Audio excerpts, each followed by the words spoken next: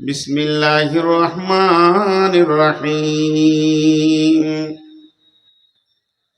কুল তাআলাউ আতলু মা হাররামা রাব্বুকুম আলাইকুম আল্লা তুশরিকু বিহি শাইয়্যা ওয়া বিল ওয়ালিদাইনি ইহসানা ولا تقتلوا أولادكم من إملاق نحن نرزقكم وإياهم ولا تقربوا الفواحش ما ظهر منها وما بطن ولا تقتلوا نفس التي حرم الله إلا بالحق ذلكم وصاكم به لعلكم تعقلون।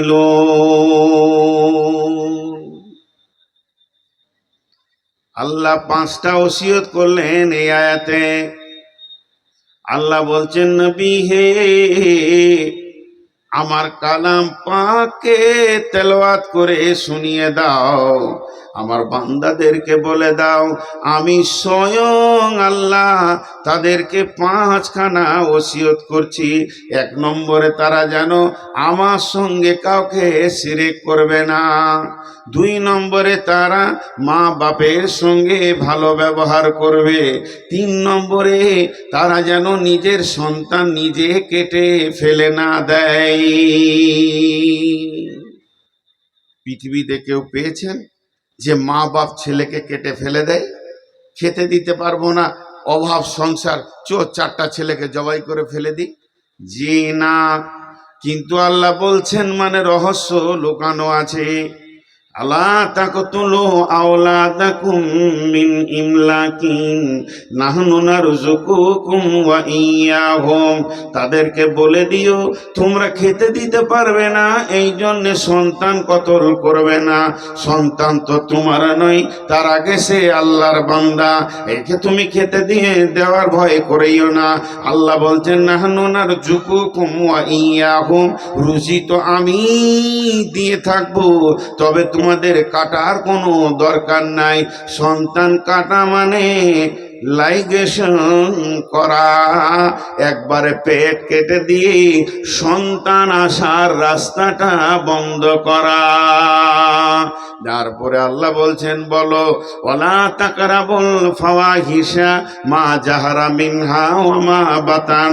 আমার গোলামদেরকে বলে দাও, আমার বান্দাদেরকে বলে দাও, আমার বান্দিদেরকে বলে দাও, আমি আল্লাহ তাদেরকে 4 নম্বরে ওসিয়ত করছি, যেখানে প্রকাশ্য কাবিরা গোনা চলবে, গোপনে কাবিরা গোনা চলবে, মা জাহারা মিনহা ও মা বাতান, ওই জায়গায় যেন আমি আমার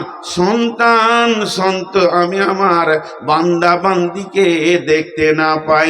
কোনো মুমিন বান্দা ওখানে দাঁড়াবে না যেখানে জুয়ো চলছে, তাস চলছে, লুদু চলছে, দাবা চলছে, মদ চলছে, সুদ চলছে, বেশ্যাগিরি চলছে, লুচ্চাগিরি চলছে, রান্ডিগিরি চলছে, গীবত চলছে, পরনিন্দা পরচর্চা চলছে, কাবিরা গুনাহ অবাধ ভাবে চলছে।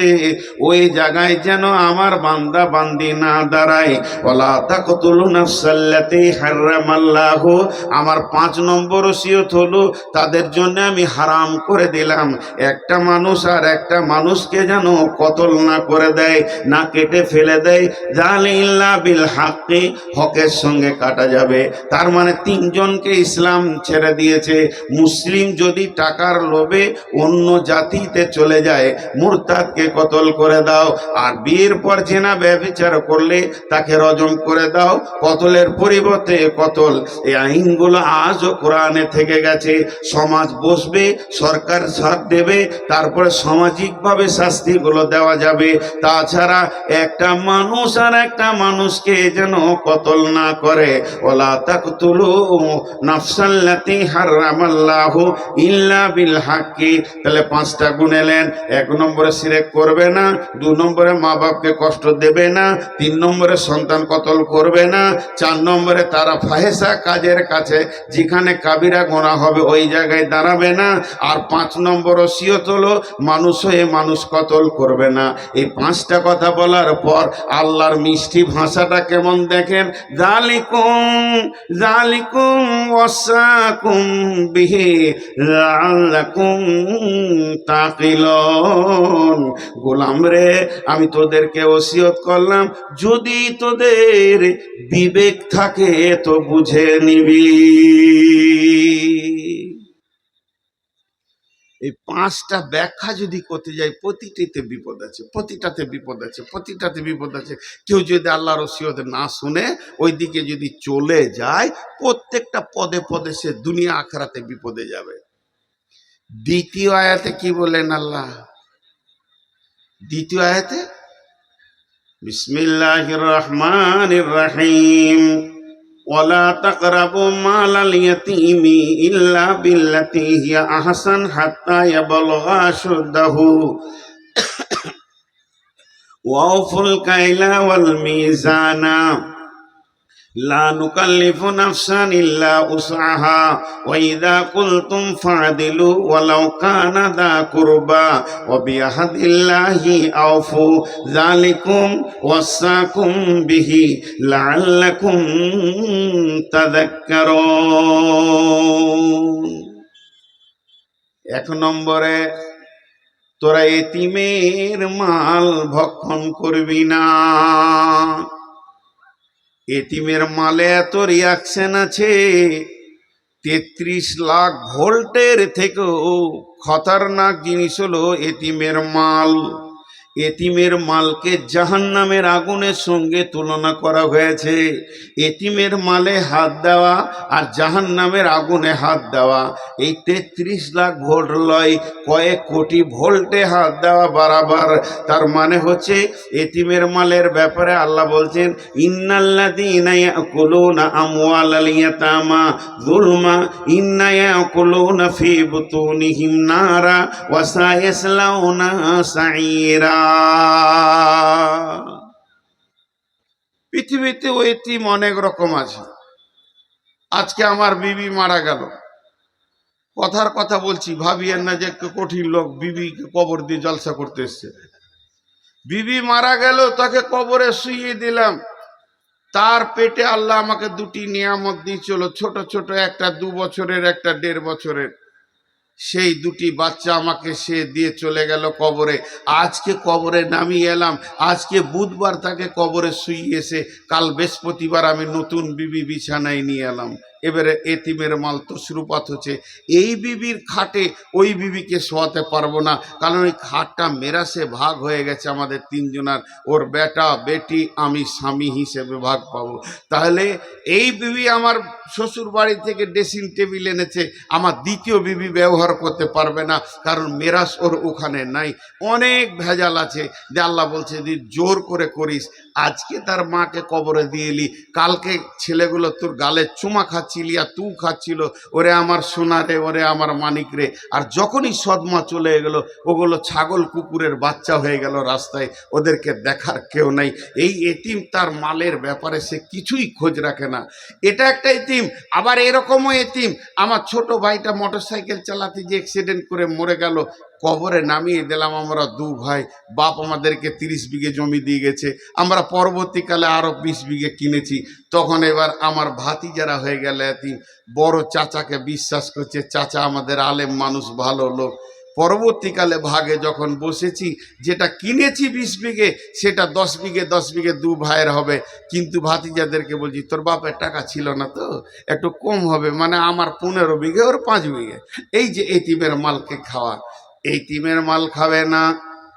কতদিন খাবে না, কতদিন খাবে না, খাবে না বলে ওটাকে অবহেলাও করতে পাবে না।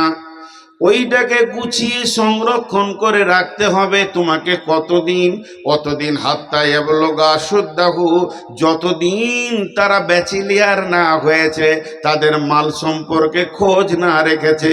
যেদিন তারা অ্যাডাল্ট হয়ে যাবে, ব্যাচিলিয়ার হয়ে যাবে, তাদের মায়ের মাল, বাপের মাল তাদেরকে সুন্দর করে বুঝিয়ে দাও, তবেই তুমি ছুটি পাবে। 1 নম্বর। 2 নম্বর ওসিয়ত করছেন আল্লাহ, খবরদার লিটারে মিটারে ওজনে বেশি লিও না, কম দিও না, মানে মানুষকে ঠগায় না। আর 3 নম্বরে বলছেন যে এই কালাম পাক তোমাদেরকে দিয়েছি, এইটাকে তোমরা সুন্দর করে আমল করবে, লা নুকাল্লিফু নাফসান ইল্লা ওয়াসাহা।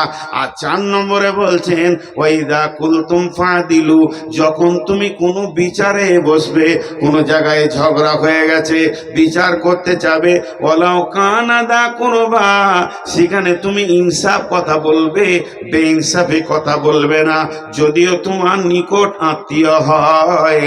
যে আল্লাহ বলছেন যালিকুম ওয়াসবিআফু আহদিহিম আহদিল্লাহি ওয়াবাউফি বিসমিল্লাহির রহমানির রহিম, ওয়ালা তাকরাবু মালাল ইয়াতীমি ইল্লা বিল্লাতি হিয়া আহসান হাত্তা ইয়াবলুগা শুদ্দাহু ওয়াউফুল কাইলা ওয়াল মিজানা লা নুকাল্লিফু নাফসান ইল্লা উসাহা ওয়া ইযা কুলতুম ফাদিলু ওয়ালাউ কানা যা কুরবা ওয়া বিআহদিল্লাহি আউফু যালিকুম ওয়াসাকুম বিহি লাআল্লাকুম তাযাক্কারুন। তুমি কারো সঙ্গে যদি কোনো ওয়াদা করো, কারো সঙ্গে যদি ওয়াদায় আবদ্ধ হও, সেই ওয়াদাটা তুমি পূরণ করবে, খবরদার ওয়াদা ফেল করবে না।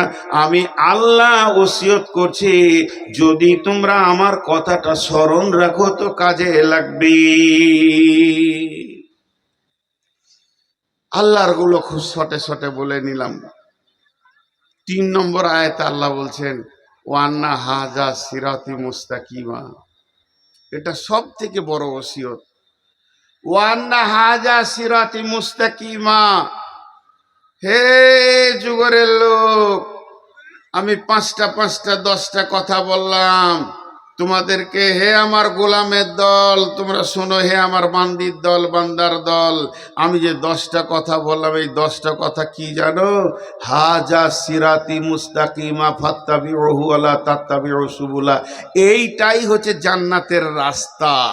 সিরাতে মুস্তাকিম এইটাই, ফাত্তাবিউ, চলতে থাকো এই রাস্তায়, যা বললাম এগুলো করিও না, আর এইগুলো করো যেটা বলেছি, যে চলতে থাকো, তুমি ঠিক গন্তব্যে পৌঁছিয়ে যাবে। কখন মানতে পারবে জানো এগুলা? কখন ময়তিমের মাল খাবে না, কখন বাপকে ভালোবাসবে, কখন শিরক করবে না। যালিকুম ওয়াসাকুম বিহি লাআল্লাকুম তাত্তাকুন, যদি তোমাদের দিলে আল্লাহর ভয় থাকে তো এই কাজগুলো হবে। এবার চলেন মেন হাদিসটাতে আমি যাচ্ছি। আল্লাহ নবী আমাদেরকে কি বলছেন? সকলে মনের ভিতরে একটি কৌতূহল তৈরি করি, আমার নবী আমাকে কি বলেছে। 10টা ওসিয়ত মুআজ বিন জাবালকে বলেছেন, মানে আমাদের সকলকে বলেছেন। মুআজ বিন জাবাল ওটাকে গোপন করে রাখেনি, বাক্সে ভরে চাবি মেরে দেয়নি, সারা বিশ্বকে শুনিয়ে দিয়েছেন। আউসানি রাসূলুল্লাহ সাল্লাল্লাহু আলাইহি সাল্লাম বি আসরি কালিমাতিন, আমাকে বিশ্বনবী 10টা ওসিয়ত করেছেন। নাম্বার 1, ইয়া মুআজ লা তুশরিক বিল্লাহি শাইয়া ওয়া ইন কুতিলতা আও হুররিকতা। মুআজ রে, আমি নবী মুহাম্মদ সাল্লাল্লাহু আলাইহি সাল্লাম তোমাকে 10টা ওসিয়ত করছি। তার মধ্যে 1 নম্বরে হচ্ছে, তুমি শুনে নাও, লা তুশরিক বিল্লাহি শাইআ, আল্লাহর সাথে কাউকে তুমি শরীক করিও না। ওয়া ইন কুতিলতা আও হুররিকতা, যদি তোমাকে কেটে পিস পিস করে দেয়া হয়, যদি তোমাকে জ্বালিয়ে পুড়িয়ে শেষ করে দেওয়া হয়, তাহলেও তুমি আল্লাহর সঙ্গে কাউকে শরীক করবে না। তুমি মরে যাও, তুমি পিস হয়ে যাও, তুমি জ্বলে যাও, চলে যাও দুনিয়া ছেড়ে, কিন্তু ভুলবশত আল্লাহর সঙ্গে কাউকে শরীক করবে না। শিরক, এখন যদি শিরক নিয়ে বলতে যাই তো এতেই তো 2 ঘন্টা চলে যাবে। শিরক আর ইবাদত কি জিনিস, আমি বেশি লম্বা বলবো না, একটা উদাহরণ দিয়ে এখান থেকে বেরিয়ে যাব। শিরক আর ইবাদত একই জিনিস। জেনা আর জেমা, মিলন আর ব্যভিচার একই জিনিস। কাজ এক, স্বাদ এক, প্রসেস এক।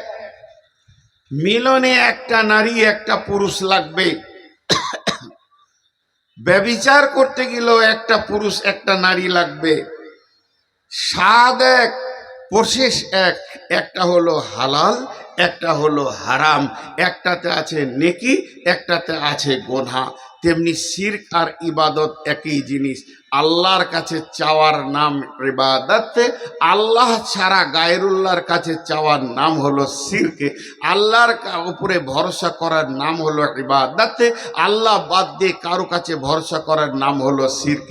আল্লাহ তাবারক ওয়া তাআলা কোরআনে বলেছেন, কি বলেছেন? ইন্নাল্লাযীনা ইয়াকুলুনা আমওয়ালাল ইয়াতামা ইন্নাহু মান ইউশরিক বিল্লাহি ফাকাদ হারামাল্লাহু আলাইহিল জান্নাতা ওয়া মাওয়াহুম নার। যে পৃথিবীর মধ্যে শিরকের মতো গুনাহটা করবে, আল্লাহ ওই ব্যক্তির জন্য চিরদিনের জন্য জান্নাতকে হারাম করে দেবে, আর জাহান্নামকে ওর জন্য ঠিকানা বানিয়ে দেবে। নবীজিও বললেন, মাস খবরদার শিরকের মতো গুনাহ করিও না। যদি তোমাকে কেটে দেওয়া হয়, জ্বালিয়ে দেওয়া হয়, আর যে আয়াত একটু আগে ওসিয়তে পড়লাম, সেখানেও আল্লাহ বললেন, হে নবী আমার গোলামদেরকে বলে দাও, আল্লাহ তুশরিকু বিহি শাইআ, তারা যেন শিরকের মতো গুনাহ না করে। শিরকের আবার অনেক ভাগ আছে। আমি শিরকের ভিতরে বেশিক্ষণ থাকবো না, কারণ এখনো 9টা প্রোগ্রাম বাকি আছে। শিরকের অনেক ভাগ আছে। আপার লেভেলে শিরক হলো মূর্তি পূজা করা। সূরা গাসিয়াতে কি রয়েছে? আল্লাহ বলেছেন, আমিলাতুন নাসিবা তাসলা নারান হামিয়া। কত উল্টো কথা। আমিলাতুন নাসিবা তাসলা নারান হামিয়া, কথাটা এইরকম, আমিলাতুন নাসিবাতুন তাসলা নারান হামিয়াতুন। তাই আল্লাহ বলছেন, আমিলাতুন নাসিবা তাসলা নারান হামিয়া। এখন যদি আপনাদেরকে বলি, যে আমল করবে না সে জাহান্নাম যাবে, বাচ্চা ছেলেটাও বুঝে নেবে, ঠিকই তো। যে আমল করবে না সে জাহান্নাম যাবে, কিন্তু আল্লাহ এখানে বলছে, একবার পুরো শুনে উল্টো লাগবে, তারা গাদা গাদা আমল করবে, তাদের আমল এত বেশি হবে, তারা আমল করতে করতে ক্লান্ত হয়ে যাবে, এত আমল করার পরেও জাহান্নাম যাবে। ইন্না লিল্লাহ। এর 5টা কারণ, 1 2 3 4 5, 5টা কারণ আছে। 5টা বলবো না, বিরাট লম্বা হয়ে যাবে, একটা বলবো। এখন দেখেন গা, আপনাদের এলাকায় আছে কিনা জানি না, আপনাদের এই যে বিশ্ব রোড, হাই রোড রয়েছে, ন্যাশনাল হাইওয়ে, এদিকে আছে কিনা জানি না। এখন আমাদের এলাকা যদি চলে যান, বোলপুর, ইলামবাজার, সিউড়ি, এই রোডগুলোতে দেখেন গা কত লোক হাঁটছে, নিয়ত করেছে পাথর চাবড়ি যাব হেঁটে। কোথা থেকে আসছে? 24 পরগনা থেকে আসছে। কোথা থেকে আসছে জিজ্ঞেস করেন, বাঁকুড়া থেকে আসছি।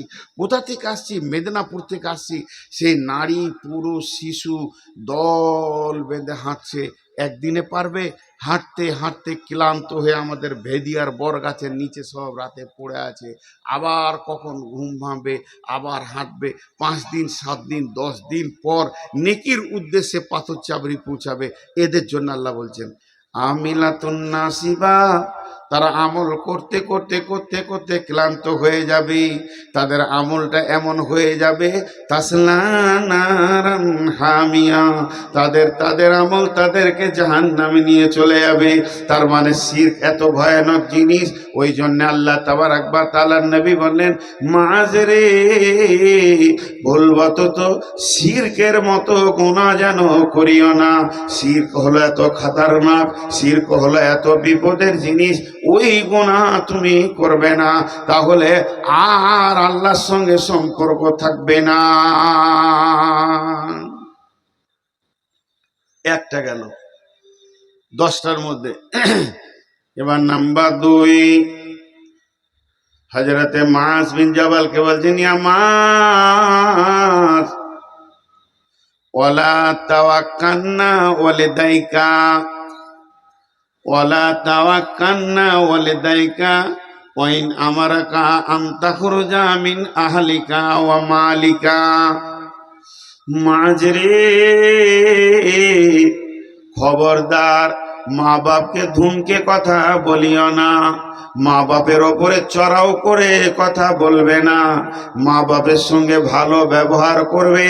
আল্লাহ তাবারক ওয়া তাআলা বলছেন, ওয়া কাদা রাব্বুকা আল্লা তা'বুদু ইল্লা ইয়াহু ওয়া বিল ওয়ালিদাইনি ইহসানা ইম্মা ইয়াবলুগান্নাল কিবারা আহাদাহুমা আও কিলাহুমা ফালা তাকুল লাহুমা কাওলান কারীমা। আল্লাহ কি বলছেন? হে বিশ্ববাসী, মা বাপ একটা এমন জিনিস, যদি তারা দুজন বৃদ্ধ হয় কিংবা একজন হয়, তাদেরকে ধুমকে কথা বলবে না, তাদের কথাতে ওয়ালা তাকুল্লাহুমা উফিউ, উফ শব্দটা ব্যবহার করবে না। তাদের সঙ্গে কেমন কথা বলবে? ওয়াকুল্লাহুমা কাওলান কারীমা, মিষ্টি মিষ্টি ভদ্র নরম নরম কথা ব্যবহার করবি। একটু উদাহরণ দিলে বুঝতে পারবেন কেমন। আপনার মা হঠাৎ সকালে উঠে বলছে, মোজাম্মেল, তা আপনি বললেন, জি মা, কি করব? বলে, একবার তুমি বাজার যাও, নলহাটি যাও, আমার জন্য এই জিনিসগুলো নিয়ে এসো। আপনি লুঙ্গি ছাড়লেন, প্যান্ট পরলেন, রেডি হলেন, গাড়িটাকে মুছলেন, গাড়িতে চাবি দিয়েছেন, বসতে যাবেন, হঠাৎ মা গিয়ে বলছে, শোনো, যেতে হবে না, ছাড়ো, তুমি মাঠ যাও, কাল যাবে। আবার গাড়ি থেকে নামলেন, প্যান্ট পরলেন, লুঙ্গি পরলেন, গামছা নিলেন, গেঞ্জি পরলেন, মাঠে যাওয়ার জন্য যে অস্ত্র নিতে হয় অস্ত্র নিয়ে মাঠের দিকে হাঁটতে যাবেন। মা বলছে, বেটা, বাজার যেতে হবে রে, যা। এই 3বার 4বার একই কথাকে বলছে। এই অবস্থায় যদি আপনার মুখ থেকে বের হয়ে যায়, উফ মা, আল্লাহ বলছেন, ওয়ালা উফিউ, খবরদার না। ও 20 বার বলবে, তুমি 20 বার ওই রকম করে যাবে।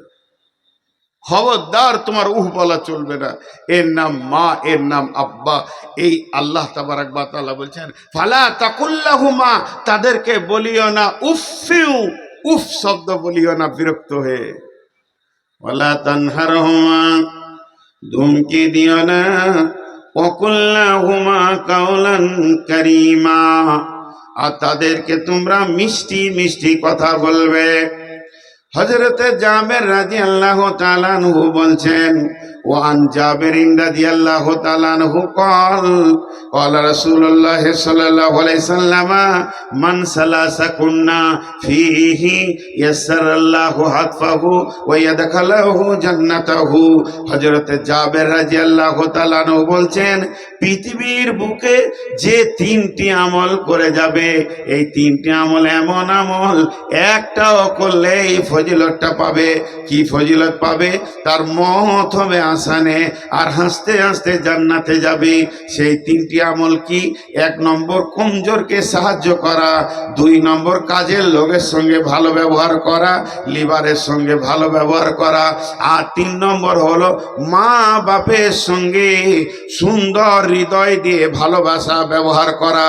এই 3টে কাজ যে পৃথিবীতে করে যাবে তার মত হবে আসানে, হাসতে হাসতে জান্নাতে যাবে। বিশ্বনবী বললেন, শোনো, কখন কিয়ামত হবে তোমরা বুঝতে পারবে কি? তোমাদেরকে একটা আলামত বলি, আক্কা উম্মাহু আদনা সাদিকাহু আকসা আবাহু।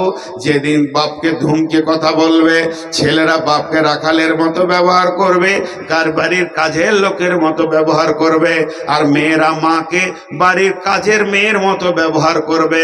বড় বড় জওয়ান ব্যাচিলার মেয়ে, বড় বড় জওয়ান যুবতী মেয়ে মাকে ধুমকে কথা বলবে, মায়ের উপরে থেট দিয়ে কথা বলবে, মাকে মায়ের মতো দেখবে না, ছেলেরা বাপকে রাখাল বানিয়ে নেবে। সেই দিন জেনে নাও কিয়ামত কাছে গেছে, কিয়ামত আর বেশি দেরি নাই। অতএব আল্লাহর নবী মাস বললেন, মাস রে ওয়ালা তাওয়াক্কালনা ওয়ালিদাইকা, খবরদার মা বাপকে ধুমকায়ো না। কখন ধুমকাবে না, কেন শব্দ ব্যবহার করবে না, কোন অবস্থায়? ওয়াইন আমারা কান তাখরুজা মিন আহলিকা ওয়া মালিকা, যখন তোমার মা বাপ তোমাকে আহাল মাল থেকে বের করে দিবে, কেন শব্দ তুমি ব্যবহার করবে না? একটা কথা বলে সহজে বুঝে নেবেন।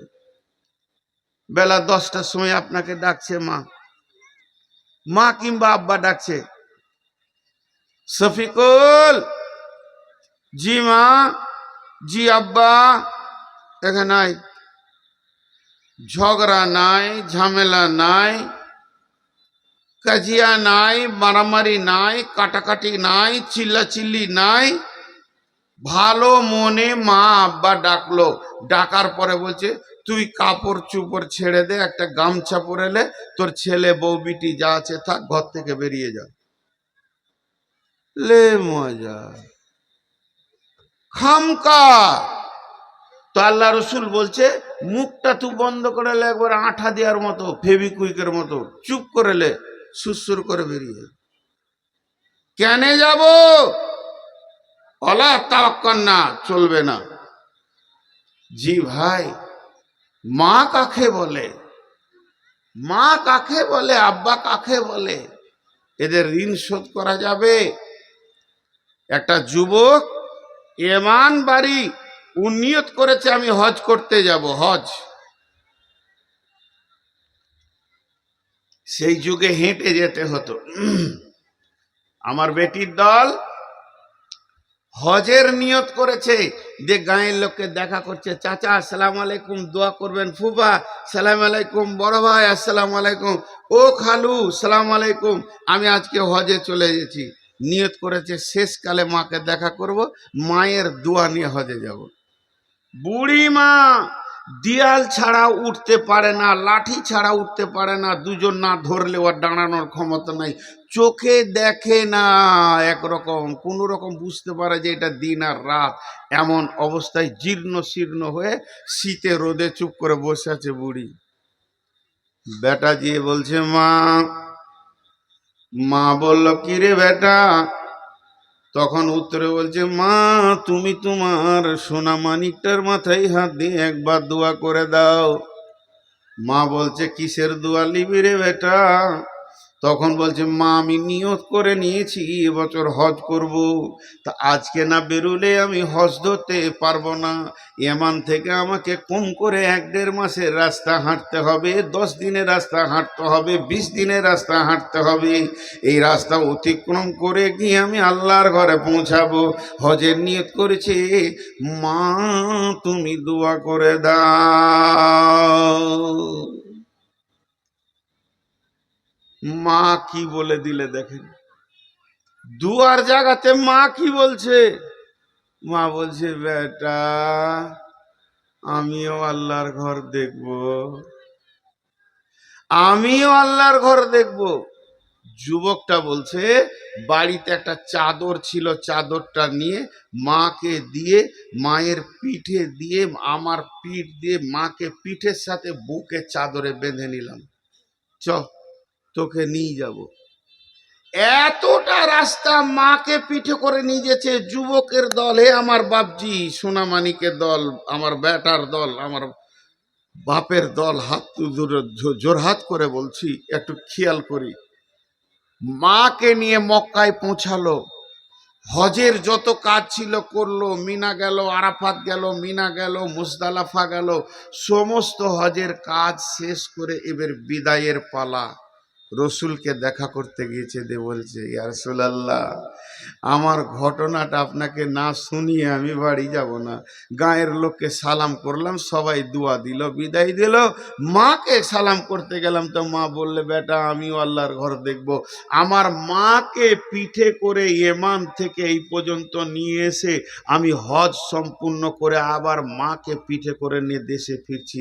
আপনি একবার বলেন আমার মায়ের ঋণ শোধ করতে পেরেছি? আহা! নবীজি বলেন, বেটা তুমি যে কাজটা করেছ তোমার মায়ের এক ফোঁটা দুধের ঋণ শোধ করতে পারোনি। মা যে কি জিনিস তুমি কদিন বহন করেছ, বাপ কি জিনিস তুমি জানো না। এটা কোনোদিন সম্ভব হবে না।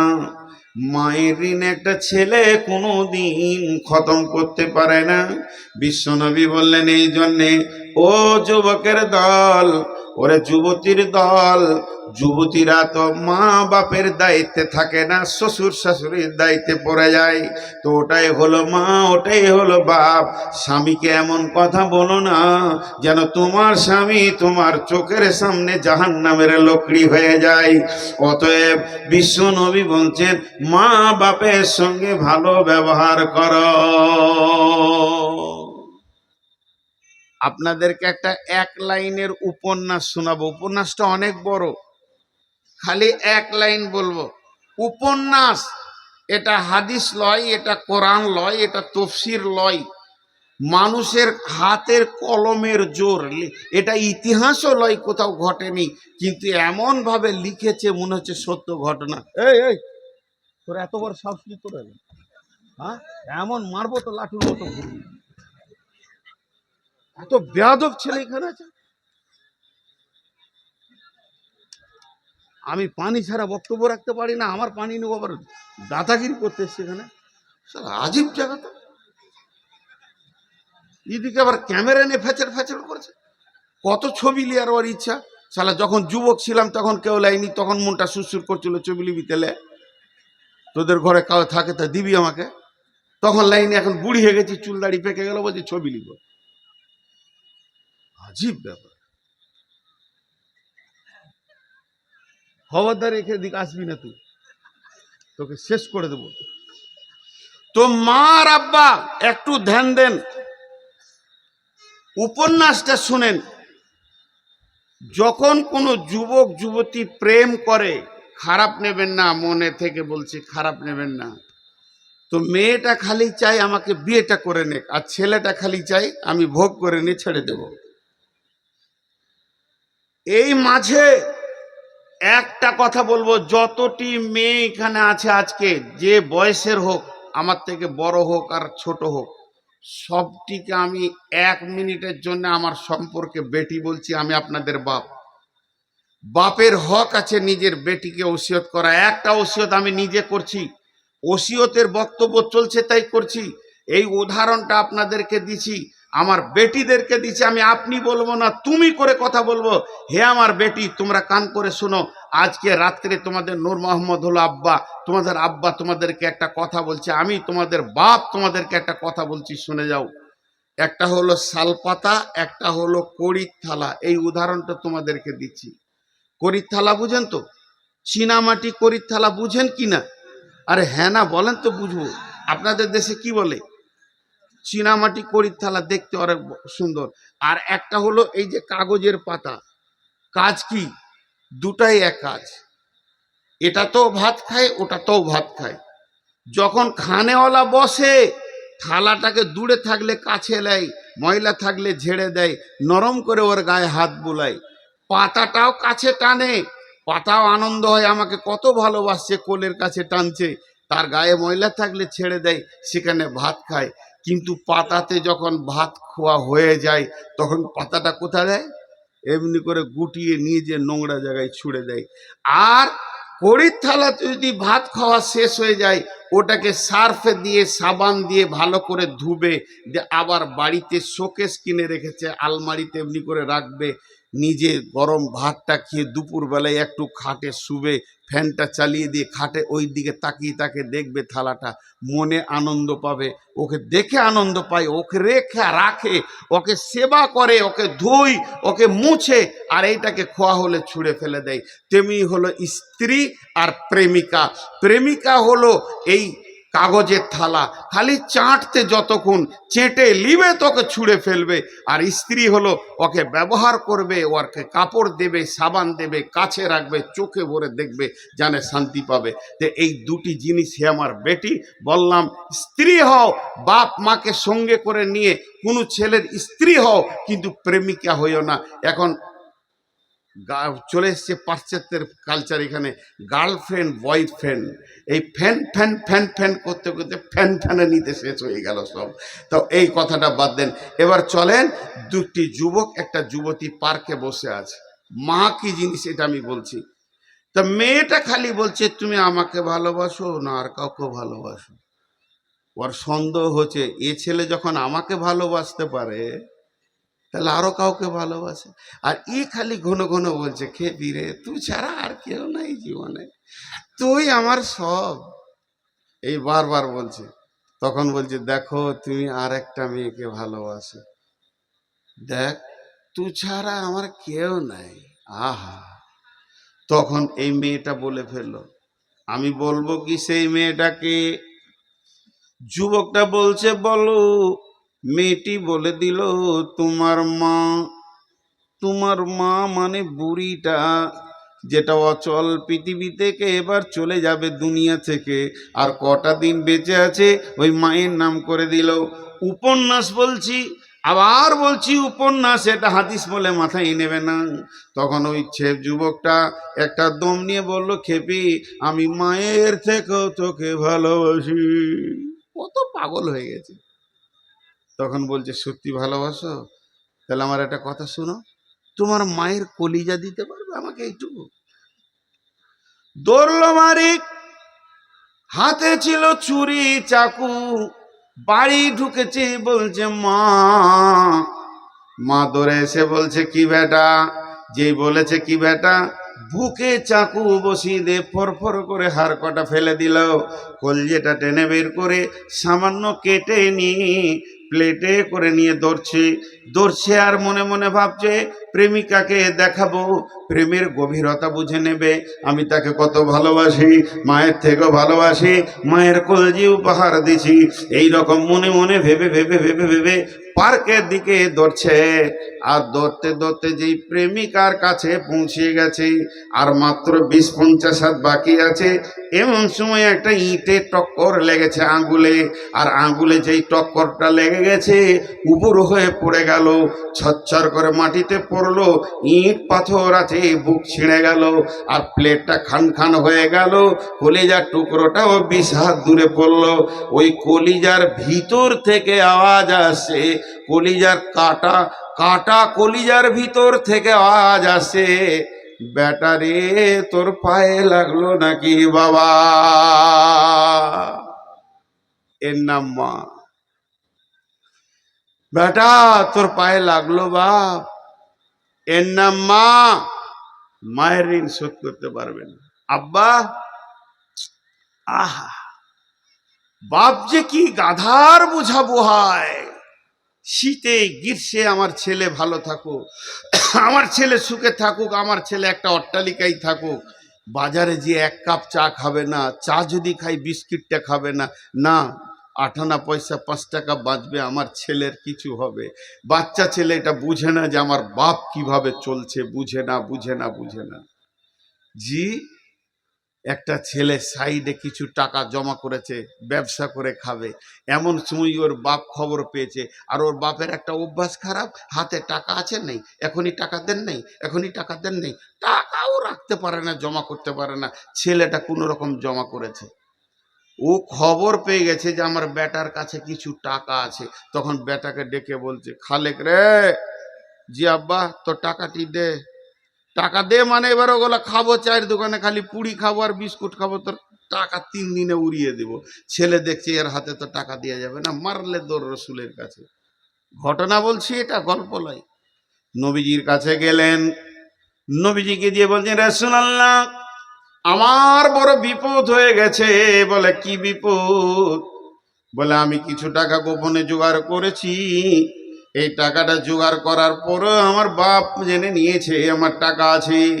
এখন আমার আব্বা বলছে, বেটা রে তুই টাকা দে, আমি আনন্দ করব। আমি আপনার কাছে এসেছি, টাকাটা দিব কি দিব না। আয়া রাসূলুল্লাহ আপনি আমাকে ফয়সালা দেন, আমি যেন টাকাটা রেখে দিতে পারি, না আব্বাকে দিতে হবে। আল্লাহর নবী বলেন, আনতা মালিকাল আবিকা, তুই তো গোটাই তোর বাপের, তো তোর টাকাও তোর বাপের, অতএব এখানে কিছু বলার নাই। আনতা মালুকাল আবিকা। বাপ মায়ের সঙ্গে খারাপ ব্যবহার করে না। বাপের ঋণ শোধ করবেন? আমি একটা গল্প বলি, আবার এটা আমার বাপের কাছে শুনেছি। আমার বাপ আমাকে শুনিয়েছে ছোটতে যে বাপ কি জিনিস। আপনাদের গ্রামের নাম হলো যুগর। একটা ছেলের বয়স হচ্ছে 4 বছর, 3 বছর, 3 বছর, ছোট বাচ্চা ছেলে, তোতলা তোতলা কথা বলে, দুটা নাক দিয়ে ফড়ফড় করে পোঁটা আসছে আর ছিঁচছে, জ্বর সর্দি হয়ে গেছে। ছেলেটাকে এমনি করে ধরে সাইকেলের এগুতে বসিয়ে নিয়ে বাইসাইকেল করে চললো। কোথা চললো? সাগর দিঘি ডাক্তার দেখাতে। রাস্তায় যেতে যেতে একটা পুকুর, পুকুরের ধারে একটা সাদা বক চুপ করে বসে আছে এমনি করে। ছেলেটা বলছে, আব্বাজি ওইটা কি? বলছে বক। জি আব্বা কি? বক। আব্বাজি কি? বক। আব্বাজি কি? বক। ছোট ছেলে যেমন বলে, এও বলছে, আব্বাও বলে গেছে, বলে গেছে, বলে গেছে। ডাক্তারখানা চলে গেল, ঘুরে এলো বাড়ি। ছেলেটার বয়স হয়েছে 43। 4টা ছেলের বাপ, ওই পোঁটা পড়াটা। আর যে ওকে নিয়ে গেছিল সাইকেলে করে 43 বয়সের, 40 বয়সের, তার বয়স হয়েছে 83, লাঠি ছাড়া এখন হাঁটতে পারে না, এবার উল্টো গাড়ি ঘুরছে। তখন এই বুড়া বেটাকে ডেকে বলছে, খলিল রে, জি আব্বা শরীরটা জ্বর জ্বর লাগছে, বাপ আমাকে একবার নিয়ে চো তো সাগর দিঘি, ডাক্তার দেখাবো। গাড়িটাকে ঝাড়লে, এখন হুন্ডার যুগ, পেছনে বসিয়ে দিয়ে গাড়ি স্টার্ট করেছে। ওই পুকুরের পাশ দিয়ে যেছে, হঠাৎ একটা বক দেখে নিয়েছে পেছন থেকে। বুড়া বাপ জিজ্ঞেস করছে, বেটা খলিল এটা কি রে? বক। জি আব্বা। কি রে? বক। কি বেটা? বক। কি বেটা? বলছি বক তো van van van van van করছে। বাপ বড় করা ছিল বলে গাড়ি দাঁড় করা। তুই গাড়ি দাঁড় করা, এক চাকা আগে যাবে না। গাড়ি থেকে নেমে পকেট থেকে কাগজ বের করে বলছে, বেটা 1964 সালে তোর বয়স যখন ছিল 3, তোকে আমি ডাক্তারখানা নিয়েছিলাম। এই পুকুরের পাড়ে একটা বক দেখিয়েছিলি, আমাকে ওই বকটা জিজ্ঞেস করেছিলি আব্বা কি? আমি বলেছিলাম বেটা বক। একবার নয়, দুবার নয়, 74 বার জিজ্ঞেস করেছিস। আমি একবারও ধমকি দিইনি। ছেলের কলিজায় লেগে যাবে, কষ্ট পেয়ে যাবে, সন্তান আমার কেঁদে উঠবে, এটা মেনে নিতে পারেনি। প্রত্যেকটি কথাতে আমি উত্তর দিয়েছি। বেটারে তোকে মাত্র 3 বারের পর 4 বার জিজ্ঞেস করেছি, এতেই তুই হুঙ্কার মেরে দিলি। অতএব যদি কোনো বেটা তার বাপের জিভতে, বেটা তার নিজের জিভ দিয়ে বাপের পাটা সাফ করে দেয়, তবুও বাপের ঋণ শোধ করতে পারবে না। তাই আল্লাহর নবী 2 নম্বরে ওসিয়তটা করছেন, মাঝ রে ওয়ালা তাওয়াক্কালনা ওয়ালাদাইকা ওয়া ইন আমারাকা আন তাখরুজা মিন আহলিকা ওয়া মালিকা। হে মাজ, বলে দাও আমার উম্মতকে, বান্দা বান্দীদেরকে শুনিয়ে দিও, আমি তাদের নবী বলে দিয়ে চলে গেলাম, তারা যেন মা বাপের সঙ্গে ভালো ব্যবহার করে, তাদেরকে ধমকে কথা না বলে। এটা আমি নবী মুহাম্মদ ওসিয়ত করলাম। আজি কে যে সভাপতি খুঁজি পেয়েছিল, কটা পাইল? আর কতক্ষণ চালাবো?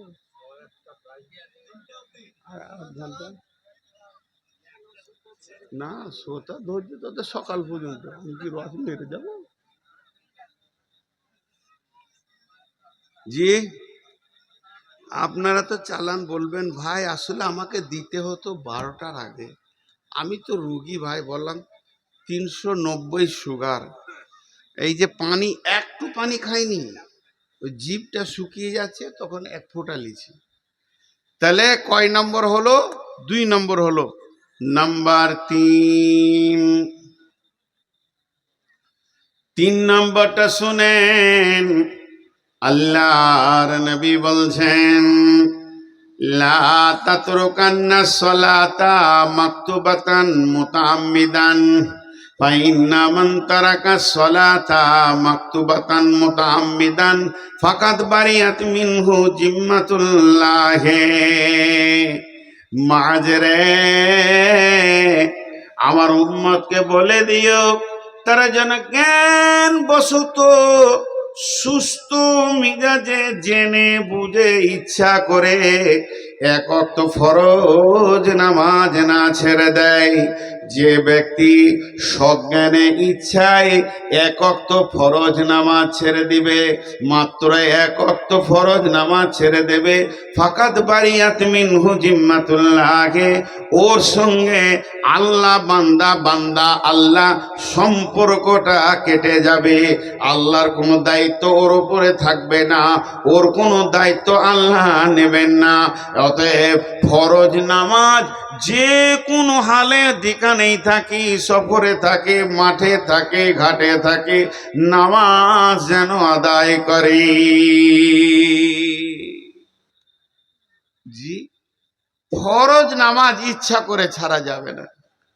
গোটা প্যান্ডেলে লাইট জ্বলছে, মাইক চলছে, শুধু যেখানে লাইটের কানেকশন আছে 1 ইঞ্চি তার নাই, হাফ ইঞ্চি, কোয়ার্টার ইঞ্চি, তাহলে একটাও লাইট জ্বলবে না, চলবে না। ফরজ নামাজ একটা এমন কেবল আল্লাহর সঙ্গে, এই কেবলটা এতটুকু শর্ট করা যাবে না, সম্পূর্ণ কেবলটা লাগবে। বাকি অন্য আমলের ত্রুটি থাকলে অসুবিধা নেই, যেমন কম হয়ে গেলে তাহাজ্জুদ না পড়লে অসুবিধা নেই, এরকম কিছু আরো নফল ইবাদত আছে, না করলে অসুবিধা নাই। রমজানে রোজা রাখতেই হবে, সওয়ালে রোজা রাখলে বেলায় নেকি, না রাখলে আপনি গুনাহগার হবেন না। তেমনি এখানে এতগুলো বাল্ব জ্বলছে, 2টা বাল্ব যদি না জ্বলে তো অসুবিধা হবে না, কেবেলটা লাগবেই। এর জন্য ফরজ নামাজ হচ্ছে এই উম্মতের কেবেল। আল্লাহ নবী বলেন, ইচ্ছা করে এক ওয়াক্ত নামাজ যেন না ছাড়ে। আমি যে মেয়েটাকে বিয়ে করেছি, মেয়েটা হলো আমার স্ত্রী, সে আমাকে ভালোবাসে, আমি তাকে ভালোবাসি, সে আমাকে বোঝে, তাকে আমি বুঝি, সে আমার প্রেমে পাগল, তার প্রেমে আমি পাগল। তার অসুবিধা হলে আমার অসুবিধা হয়, সে অসুস্থ হলে আমার মন খারাপ করে। কত প্রেমে 2 জন ডুবে আছি, একদিন যদি বিবির মাথা ধরে, সেদিন আমি শান্তি বিচরণ করতে পারি না। সেও আমাকে কত মহব্বত করে, সারা রাত জেগে যখন আমি বাড়ি যাই, বারবার বাড়ি থেকে ফোন আসে, কত দূরে আসলেন, কেমন আছেন, গাড়ির অবস্থা কি, এখনো পৌঁছাতে পারলেন কি না। আপনাদের এখানে পৌঁছেও বিবির সঙ্গে কথা হচ্ছে, কারণ সেটা আমার প্রেমের বাঁধনে, তার সঙ্গে আমরা 2 জন বন্ধনে রয়েছি। কিন্তু ওই মেয়েটি, যে মেয়েটির মাথা ধরলে আমার মাথা ধরে যায়, ওই মেয়েটি যদি একবার তালাক নিয়ে নেয়, একবার যদি মোতালাকা হয়ে যায়, তার সাথে আমার যদি ছিন্ন হয়ে যায়, মেয়েটা যদি অ্যাক্সিডেন্ট হয়ে হসপিটালে থাকে, আমার আর কোনো চিন্তা থাকবে না তার ওষুধ হলো কিনা, পাটা ঠিক হলো কিনা, মাথা ধরলো কিনা, বাঁচবে না মরবে, কোনোই চিন্তা থাকবে না। শুধুমাত্র তালাকটা এমন জিনিস, এত গভীর প্রেম কেটে ছিন্ন ভিন্ন হয়ে যাবে। আল্লাহ বান্দা বান্দা আল্লাহ, এটা প্রেমের জগৎ। এই জগতে আল্লাহ বান্দাকে ভালোবাসে, বান্দা আল্লাহকে ভালোবাসে। কিন্তু যে বান্দা ইচ্ছা করে এক ওয়াক্ত ফরজ নামাজ ছেড়ে দেবে, আল্লাহর সঙ্গে বান্দার সম্পর্ক তখনই সঙ্গে সঙ্গে কেটে যাবে। এটা এমন একটা জিনিস গোলাম রে, জীবনেও জানো আল্লাহর হুকুম ফরজ সলাৎ যেন ছাড়বে না। যদি সলাৎ ছাড়ার কোনো কারণ থাকতো, ইমাম হোসেনকে কারবারের ময়দানে নামাজ মাফ করে দেওয়া হতো।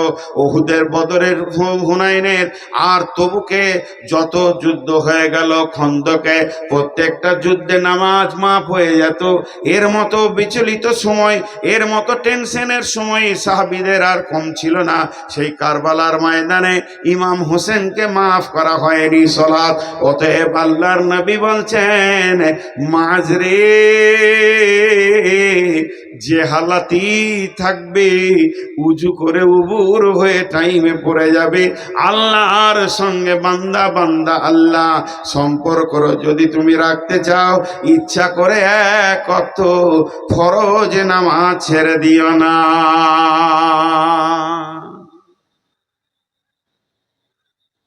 কটা হলো? 9টা? হ্যাঁ, কে বলছে 2টা?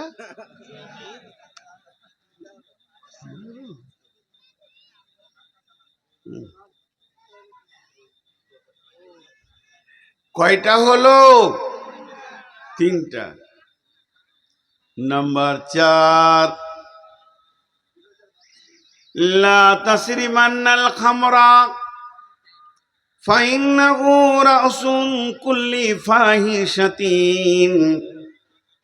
যত যুবকের দল আছেন, লজ্জা করবেন না, খারাপ নেবেন না। আমি নূর মোহাম্মদ আপনাদের হাতগুলো ধরে বলছি, বেটা বাপজি হে, শোনা হে, লাল হে, এই ওসিয়তটা যুবকরা বেশি করে কান করে শুনেন।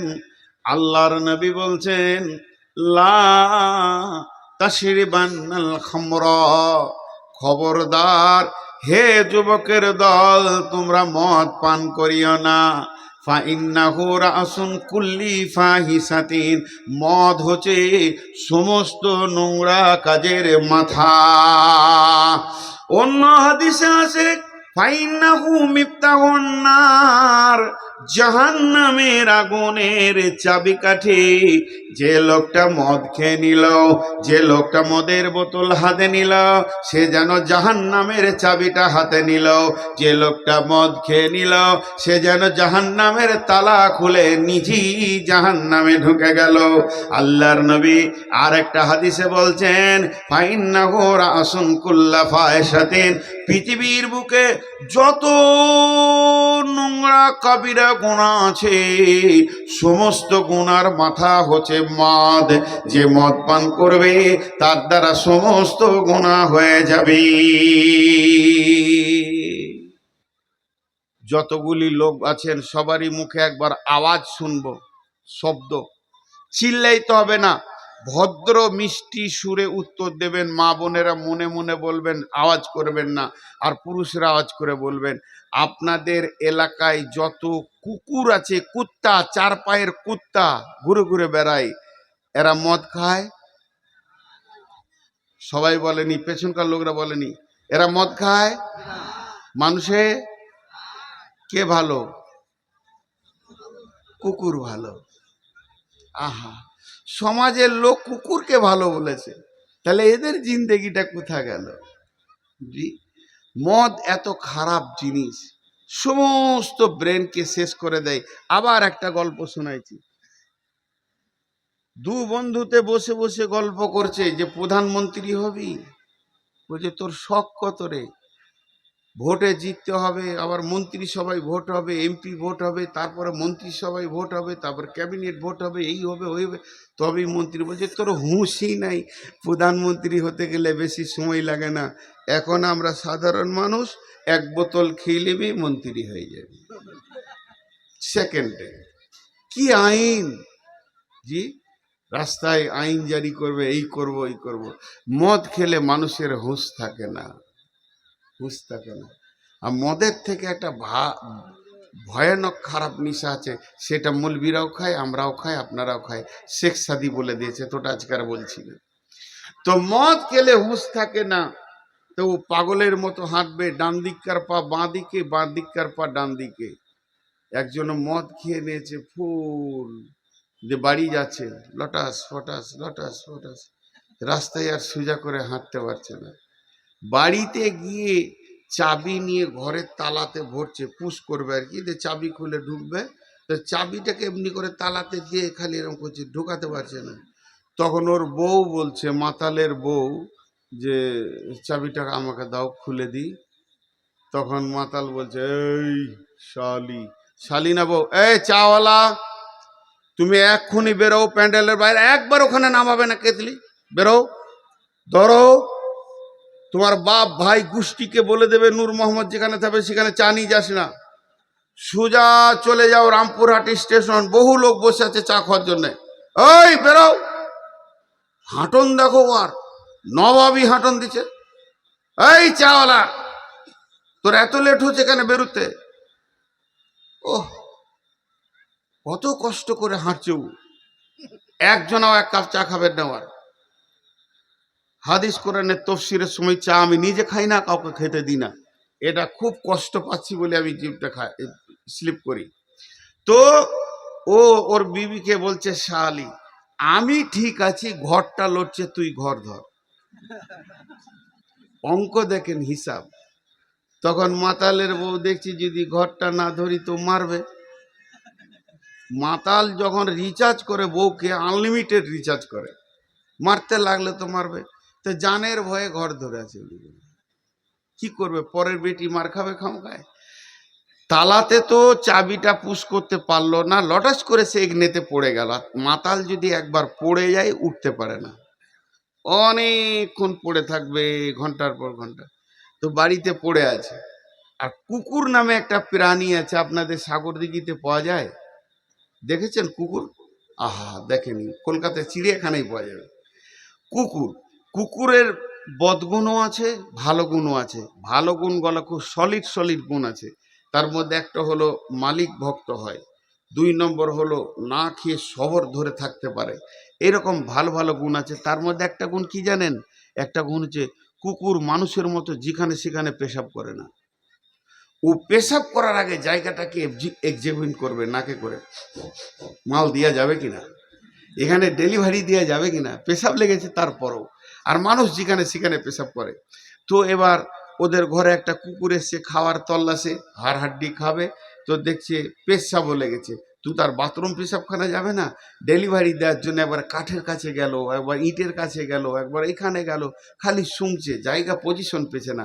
আর মাতালের মুখে যখন নাকটা লাগিয়েছে, কুকুর বলছে সুবহান আল্লাহ, আল্লাহ জীবনে যত পেশাব করলাম এত দামি জায়গা পাইনি, আজকে মন ভরে পেশাব করে নেবো, যা আছে পেটে উজাড় করবো। সুজা করে ওর মুখে মারছে, ও ঢকঢক ঢকঢক করে খেছে। আর ওর বউ ঘর ধরে বলছে, আল্লাহ এ তো বাজারে খেয়ে এলো মদ, আবার এখানে কুকুরের পেচ্ছাপ খেছে। তখন ও ওখান থেকে বলছে, শালি বেশি বকবি না, বাজারে খেয়েছি পাখি মার্কা, এখন খেয়েছি কুকুর মার্কা, আর এটা ম্যানুফ্যাকচার টু কাস্টমার সরাসরি চলছে, কুকুরের মুখে এলো। আল্লাহ রসুল বলছে মদ পান করো না। তালবিস ইবলিসে একটা ঘটনা আছে, যে ঘটনাতে বুঝতে পারবেন যে মদ কত খাতার জিনিস। বিশ্বনবী বলছেন, ওলা তাসরিমান্নাল খামরা ফাইন্নাহু রাসুন কুল্লি ফাহিসাতিন। হে মাস, আমার উম্মতকে বলে দিও তারা যেন মদের বোতলে হাত না দেয়, তারা যেন মদ না পান করে। আর যদি মদ পান করে নেয়, সমস্ত গুনাহ কাজ তার দ্বারা হবে। এক মসজিদে একটা আবিদ সুবহানাল্লাহ আলহামদুলিল্লাহ ওয়ালা ইলাহা ইল্লাল্লাহু আল্লাহু আকবার সুবহানাল্লাহ আলহামদুলিল্লাহ সুবহানাল্লাহ আলহামদুলিল্লাহ বসে বসে জিকির করছে 20 বছর। এবারেও তাকে দেখছে 20 বছর সারা রাত জিকির করছে। হঠাৎ শয়তান একদিন বড় পীর সাহেব সেজে এসে মসজিদের আর এক কোণে বসে ইল্লাল্লাহ ইল্লাল্লাহ। কি বলছো কে রে বাবা?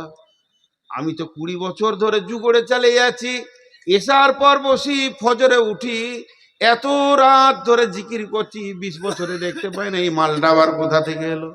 আসলে মালটা কে? জোরে বলবেন শয়তান, নাহলে আসলে বুঝতে পারবেন না। ওলি সেজে চলে এসে আস্তে আস্তে করে গেল ওর কাছে, যে বলছে সালাম আলাইকুম হুজুর। বলছে বল বল বল। ও তো সালাম লিবেও না, উত্তর দিবেও না, আল্লাহর শান্তি তো পাবে না। বলছে হ্যাঁ বল বল বল। আপনার বাড়ি? বলে তুই কি এসপি আছিস নাকি যে স্টেটমেন্ট দিতে হবে?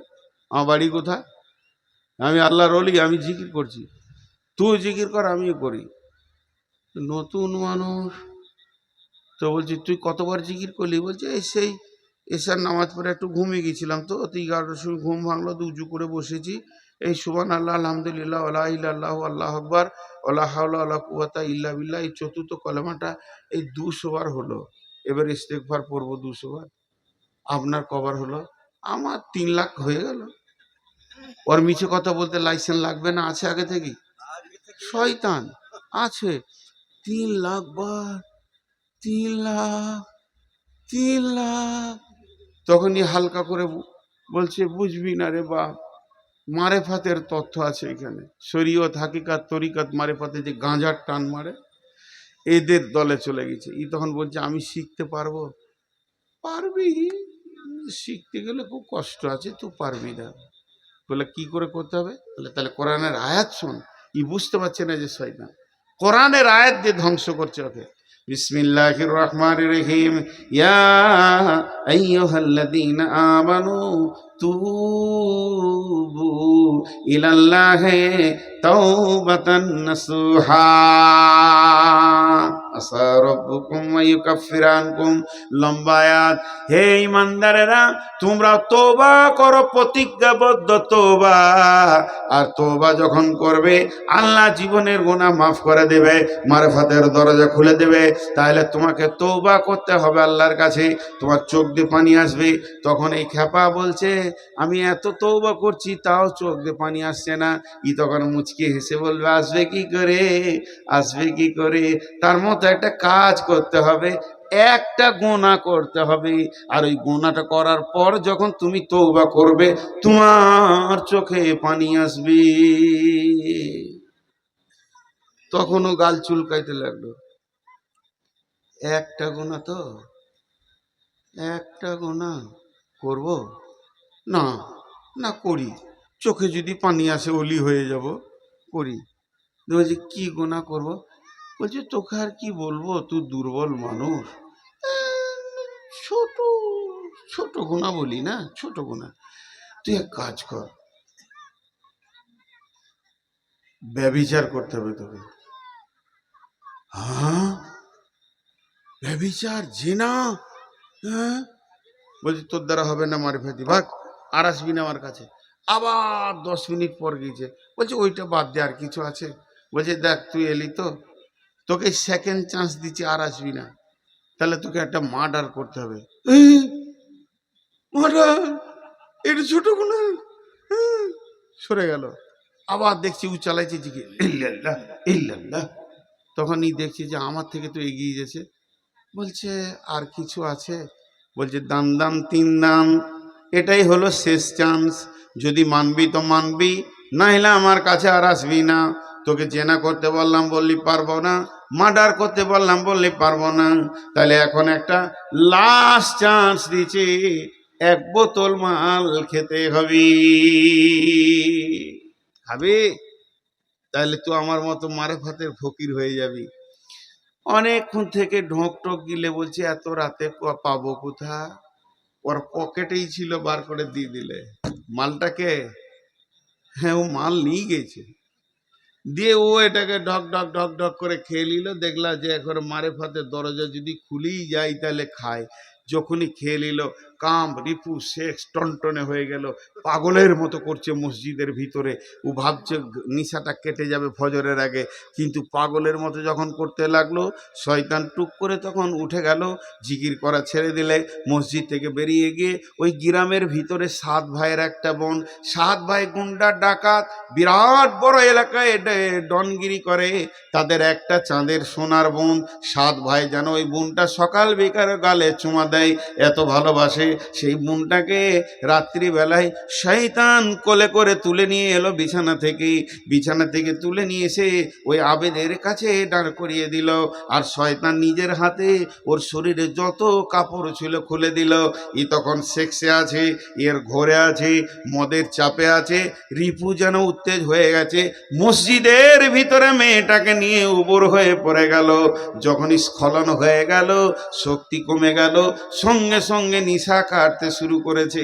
তখন শয়তান বলছে, আবে রে, তুমি মসজিদে মদ পান করে 7 ভাইয়ের এক বোনকে নষ্ট করে দিয়েছো, মসজিদও নষ্ট হয়ে গেছে। এখন তোমার বাঁচার উপায় কি?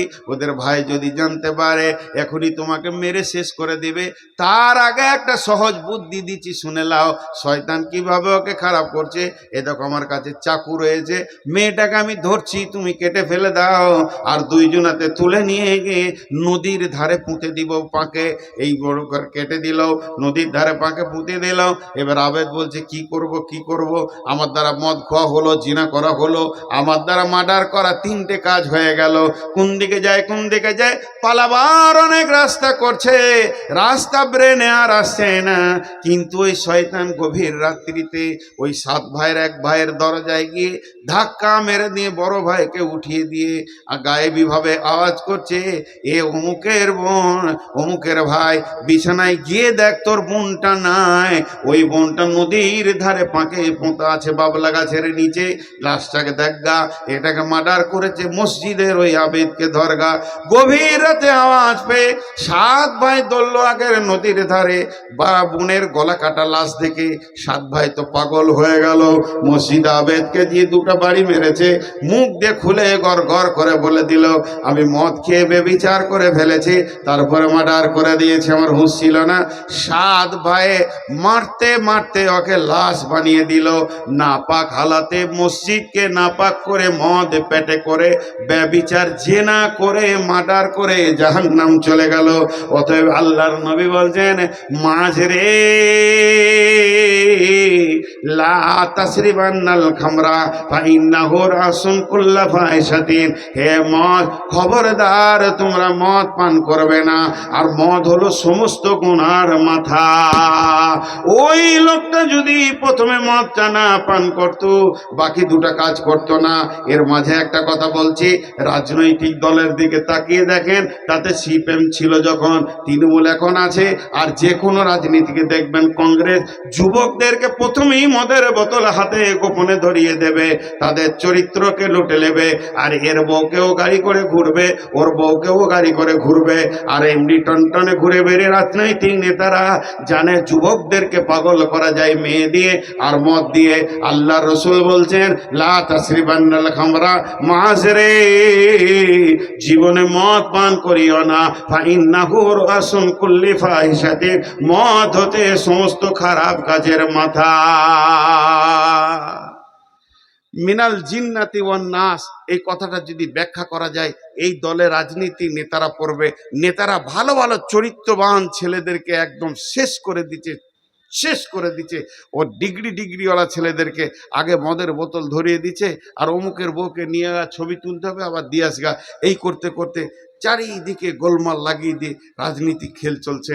ওই জন্য আল্লাহ রসুল হুঁশিয়ারি করে দিলেন। ক নম্বর বলা হলো, ওয়াইয়াকা ওয়াল মাসিয়া ফাইন্না বিল মাসিয়াতি হাল্লুম সাকাতুল্লাহি। মুআয রাদিয়াল্লাহু তাআলা আনহুকে আল্লাহর নবী বলছেন, মুআযরি, যে এলাকায়, যে গ্রামে, যে বস্তিতে, ভালো করে বুঝবেন, একবার বলবো এটা, 2বার বলবো না। যে এলাকায়, যে গ্রামে, যে বস্তিতে, যে এলাকায়, যে গ্রামে, যে বস্তিতে কাবিরা গোনা প্রকাশ্যভাবে চলবে, কাবিরা গোনা প্রকাশ্যভাবে চলবে, রাজপথের দ্বারা ধারে লুডু চলবে, তাস চলবে, দাবা চলবে, রাজপথের ধারে চলবে জেনা ব্যভিচার সুদ প্রকাশ্য চলবে। আর ওই সময় যদি লোক চুপ করে বসে থাকে, কিছুই না বলে, আল্লাহ এলাকাকে ধ্বংস করে দিবি। ওয়া ইয়াকা ওয়াল ফিরারা মিনা ওয়া ইয়াকা ওয়াল মাসিয়া ফাইন্না বিল মাসিয়াতি হাল্লুন সাকাতুল্লাহ। এটা 5 নম্বর। যে বস্তিতে তুমি হাঁটবে দুধারে দেখবে কাবিরা গুনাহ চলছে, প্রতিবাদ করার কেউ নাই, তখন তুমি জেনে নাও কিয়ামত কাছিয়ে গেছে। ইমাম মাবিয়া যখন মসজিদে নববীর ইমাম হলেন, একদিন জুমার খুতবা দিচ্ছে। খুতবার বিষয়বস্তুটা হচ্ছে বাইতুল মাল আমার ব্যক্তিগত মালের মতো, যা মন যাবে তাই করব, তোমরা পূজারা কেউ কিছু বলতে পাবে না। শুধু একটা জুমাই খুতবা দিল। খুব কঠিন মানুষ ছিলেন, শক্ত মানুষ ছিলেন, হুঙ্কারওয়ালা ব্যক্তি ছিলেন। দ্বিতীয় জুমা উঠে আবার ওই একই বক্তব্য দিলেন, বাইতুল মাল আমার মাল, এ ব্যাপারে তোমাদের কোনো কমান শোনা হবে না, কথা বললে একদম শেষ করে দেব, যা মন যাবে করব। দ্বিতীয় জুমা চলে গেল, তৃতীয় জুমা আবার ওই রকমই মুখ খুলেছে, বাইতুল মাল আমার নিজের মালের মতো। এই 2-3 কাতার একটা লোক বসেছিল, গ্রামের লোক, ওই পাড়াগাঁ থেকে এসেছে, ওখানে জুমা পড়ে, ওই জায়গায় কন্টিনিউ জুমা পড়ে, ঝাগড়া ঝাগড়া চুল, মাথায় তেল নাই, এত অভাবী, সব দিন খেতে পায় নাই। সে জুমাতেই দাঁড়িয়ে গেল, দাঁড়িয়ে এরকম আঙুল তুলে বলছে, ইমাম মাবিয়া, আর একবার যদি আপনি বাইতুল মাল আমার মাল বলেন, আমি একাই জিহাদ ঘোষণা করলাম, আপনার জিভ ছিঁড়ে বের করে নিব। আর একবার যদি বাইতুল মাল আপনি নিজের মালের মতো ব্যবহার করব যদি বলেন। ইমাম মাবিয়া মিম্বার থেকে নামলো, লোকটাকে বুকে জড়িয়ে ধরে 2 গালে চুমা দিল। চুমা দেওয়ার পর বলছে, ভাই, আমি নবীজির কাছে শুনেছি, যখন বাইতুল মালের অপব্যবহার চলবে, মানুষ স্বাধীনভাবে ব্যবহার করবে, কোরআন হাদিসের নীতি মানবে না, রসুলের নীতি মানবে না, তার প্রতিবাদ করার কেউ থাকবে না, তো জেনে নাও ওই বাদশাও জাহান্নামে যাবে আর এলাকাটাও ধ্বংস হয়ে যাবে। বাইতুল মালের অপব্যবহার হলে আল্লাহ সেখানে রেগে যান। অতএব আমি প্রথম জুমাতে টেস্ট করেছিলাম, 1 সপ্তাহ কোনো লোক প্রতিবাদ করেনি, আমি 1 সপ্তাহ রাতে ঘুমাতে পারিনি। আমি দ্বিতীয় জুমাতে বললাম, তখনও কেউ প্রতিবাদ করেনি। আজকে 15টা রাত আমি ঘুমাইনি, আজকে আমি উঠলাম আর প্রতিবাদটা তুমি করলে, এখন আমি বুঝে নিলাম সেই জাহান্নামী বাদশাটা আমি নয়। না হলে বাইতুল মালকে স্বাধীনভাবে যারা ব্যবহার করে, দেখবেন অনেক মাদ্রাসা আছে, আমি একটা মাদ্রাসার নাম বলে দিতে পারবো, অনেক মসজিদ আছে, তারা বাইতুল মালকে ক্যাশিয়ার মেম্বার স্বাধীন ব্যবহার করে। এটা করা যাবে না, শরীয়তের দৃষ্টিতে ব্যবহার করতে হবে, আলেমের পরামর্শে ব্যবহার করতে হবে। তারা একটা হাদিস জানে না, কোরআন জানে না, অথচ মাদ্রাসা শিক্ষকদের পরামর্শও নেয় না, নিজের স্বাধীন ব্যবহার করে। বিশ্ব নবী ফয়সালা টেনে দিয়েছেন। তা আল্লাহর নবী ঠিক বললেন, যখন তুমি দেখবে পূব দিকে কালো মেঘ উঠেছে, তখন বৃষ্টি হবে, এটা যেমন নিশ্চিত। যখন বাইতুল মালের অপব্যবহার চলবে আর রাজপথে যখন কাবিরা গোনা চলবে, রাজপথে যখন একদম প্রকাশ্য জেনা ব্যভিচার, নারীর কাপড় ধরে টানাটানি, পুরুষের পেছনে নারী দল, মদ জুয়া তাস লুডো দাবা গাঁজা সব চলবে, আর প্রতিবাদের কেউ থাকবে না। আল্লাহর নবী বলেন, মাস রে, তুমি আমল নামার ব্যাগটা রেডি করে লিও, এবার পৃথিবী ধ্বংস হবে, তোমাকে জান্নাতে যদি যেতে হয় আমার উম্মতকে বলে দিও, কালো মেঘ উঠলে মানুষ যেমন ধান গম শুকাতে দিলে তুলে নেয়, গুটিয়ে নেয় যাতে ভিজে না যায়, ঠিক ওই রকম তুমিও আখেরাতের জন্য তৈরি হয়ে যাও, আল্লাহ এলাকাকে ধ্বংস করবে। 6 নম্বরে আল্লাহর নবী বলছেন ওয়াইয়াকা ওয়াল ফিরারা মিনাজ জাহফি ওয়া ইন হালাকান নাস। এটা বিশ্ব নবী বলেছেন, এটা বিশ্ব নবী বলেছেন, এটা বিশ্ব নবী বলেছেন। নবী মুহাম্মদুর রাসূলুল্লাহ সাল্লাল্লাহু আলাইহি ওয়াসাল্লাম বলেছেন। আর এই আইনটা সারা পৃথিবীকে মেনে নিতে হয়েছে। বিশ্ব নবী বলছেন মুআজ যখন জিহাদের ময়দানে নেমে যাবে, চলছে রানিং মহড়া, রানিং জিহাদ চলছে, তোমার সামনে কদমে জান্নাতের দরজানো হু হু করেছে, আর হুর পরীরা তোমাকে হাতছানি দিয়ে ডাকছে, তবে পেছন দিকে তুমি পা বাড়াবে না, পেছন দিকে জাহান্নাম দাও দাও করে জ্বলছে। জিহাদের ময়দানে যখন তুমি নেমে যাবে, একদম রানিং জিহাদে নেমে যাবে, তোমার সামনে কদমে জান্নাত থাকবে, পেছন কদমে জাহান্নাম থাকবে। আল্লাহর নবী বলছেন ওয়াইয়াকা ওয়াল ফিরারা মিনাজ জাহফি, জিহাদের ময়দান থেকে খবরদার তুমি পালাবে না। ওয়াইন হালাকান নাস, তোমার সমস্ত সাথী যদি রক্ত মাখা পড়ে থাকে শহীদ হয়ে, তুমিও ওদের দলের নামটা লিখিয়ে দাও যে শহীদ হয়ে যাও, তবু পেছন ফিরে পালায়ো না, মাজ পালায়ো না, আল্লাহ নারাজ হয়ে যাবে। কারণ তুমিও শহীদ হয়ে যাও, তুমিও আল্লাহর কাছে চলে যাও। এটা হলো 6 নম্বর, খবরদার তুমি ওখান থেকে পালাবে না। ওয়াইয়াকা ওয়াল ফিরারা মিনাজ জাহফি ওয়া ইন হালাকান নাস। 7 নম্বর আল্লাহর নবী বলছেন ওয়াইয়াকা ওয়াল ফিরারা মিনাজ ওয়া ইন আসাবান নাসে মাউতুন আনতা ফীহি ফাসবুত ওয়া ইন আসাবান নাসে মাউতুন ওয়া ইন আসাবান নাসে মাউতুন আনতা ফীহি ফাসবুত। এই আইনটাও আল্লাহ একবার দেখিয়ে দিলেন। আল্লাহর নবী বলছেন মহামারী কখন কখন এসে যাবে, কখনো কলেরা আসবে, বসন্ত আসবে, কখনো আর কিছু আসবে, দল দল খালি লাশ বেরোবে, সকাল বিকাল মানুষ মরে যাবে। আল্লাহর নবী বললেন ওয়াইন আসাবান নাসে মাউতুন আনতা ফীহি ফাসবুত, তখন তুমি সফর বন্ধ করে দাও, ঘরের মধ্যে বসে যাও। তবে জেনে নাও মহামারী তোমার মতের মালিক নয়, তোমার মতের মালিক হলো আল্লাহ। করোনা চলে এলো, করোনায় যদি মতের মালিক হতো, যে লোকগুলো মরেছে এরাই কি করোনা হয়েছে, তাদের পাশে পাশে আমি ঘুরলাম, আমার কেন হলো না? আমি একটা রানিং করোনার রোগীর গায়ে হাত দিয়ে দোয়া করে আসলাম।